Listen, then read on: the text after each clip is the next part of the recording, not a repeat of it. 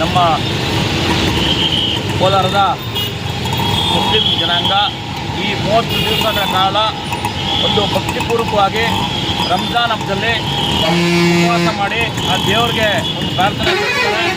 ಆ ಒಂದು ಭಾಗವಾಗಿ ಇವತ್ತು ನಮ್ಮ ಮುಸ್ಲಿಂ ಯುವ ಮಿತ್ರರು ಈ ಬ್ಲ್ಯಾಕ್ ಟವರ್ ಭಾಗದಲ್ಲಿ ಒಂದು ಇಫ್ತಿಯಾರ್ ಕೂಡ ಇಟ್ಟಿದ್ರು. ತುಂಬ ಎಲ್ಲರೂ ಏನು ಎಲ್ಲ ಜನಾಂಗದವರು ಬರಬೇಕು, ಇದರಲ್ಲಿ ಭಾಗಿಯಾಗಬೇಕು ಅನ್ನೋದು ಏನು ಯುವಕರು ಇಮ್ರಾನು ಮತ್ತು ನಮ್ಮ ಸಾದಿಕ್ ಪಾಷಾ ಮತ್ತು ಕಯ್ಯಮ್ ಅವರು ಎಲ್ಲ ಯುವಕರು ತುಂಬ ಸಾಕಷ್ಟು ಜನ ನಮ್ಮ ಹಳೆ ಫ್ರೆಂಡ್ಸ್ ಅವರೆಲ್ಲ ಸೇರಿ ನಮ್ಮನ್ನು ಕರೆದು MLA ಅವರು ಬಂದಿದ್ದರು, ನಮ್ಮ MP ಬಂದಿದ್ದರು, ಸೇಮಾ ಶ್ರೀಯಸ್ ಬಂದಿದ್ದರು.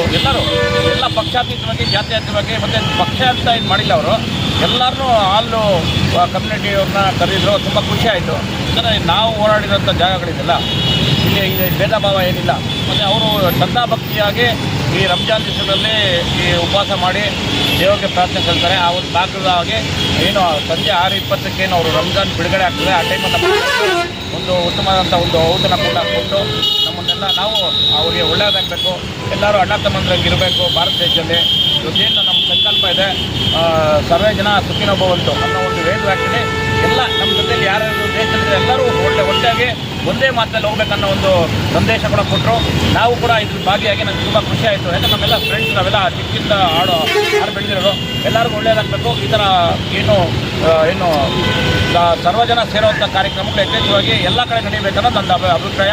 ನಾನು ಖಂಡಿತವಾಗಿ ಒಳ್ಳೆ ದೇಶ, ಒಂದು ಭಾಷೆ, ಈ ವಿಷಯಕ್ಕೆ ನಾವು ಯಾವತ್ತೂ ಎಲ್ಲ ಜೊತೆ ಇವರೆಲ್ಲರಿಗೂ ಒಳ್ಳೇದಾಗಬೇಕು. ಈ ರಂಜಾನ್ ಹಬ್ಬದಲ್ಲಿ ಅವ್ರೇನು ಪ್ರಾರ್ಥನೆ ಒಳ್ಳೆ ಕೆಲಸಗಳು ಇಷ್ಟಾರ್ಥಗಳು ಸಿದ್ಧಿ ಆಗಬೇಕಂತ ನಾನು ದೇವರಲ್ಲಿ ಪ್ರಾರ್ಥನೆ ಮಾಡ್ತೀನಿ. ಸರ್, ಹಬ್ಬ ನಿಮ್ಮದು ಹಬ್ಬ ನಮ್ಮದು ಒಂದೇ ಸತಿ ಹಿಂದೆ ಖಂಡಿತ ಇವಾಗ ಎಲ್ಲ ರಂಜಾನು ಮತ್ತು ಯುಗಾದಿ ಬರೋದು ಸುಮಾರು ವರ್ಷದಿಂದ ಬರ್ತದೆ.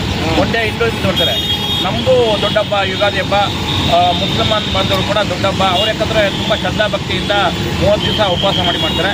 ಎಲ್ಲರಿಗೂ ಒಳ್ಳೇದಾಗಬೇಕನ್ನೋ ಮೊದಲಿಂದ ನಾನು ಬಯಸೋನು.